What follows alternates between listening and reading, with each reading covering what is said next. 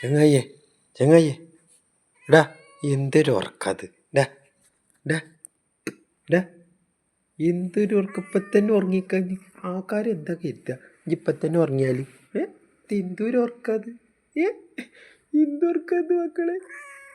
എന്നാ ഞാൻ ഒരു പാട്ടടിയിട്ട് ഉറങ്ങിക്കാം കേട്ടാ. എന്നിട്ട് ഗുഡ് നൈറ്റ് പറഞ്ഞോളി എല്ലാവരോടും.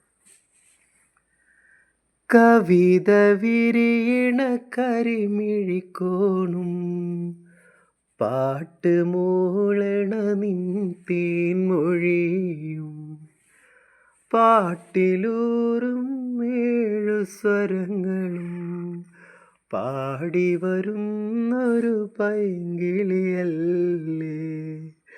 പാരിജാതം പൂത്ത പോലെ പൂമണമില്ലേ. എന്നാ പറയുക.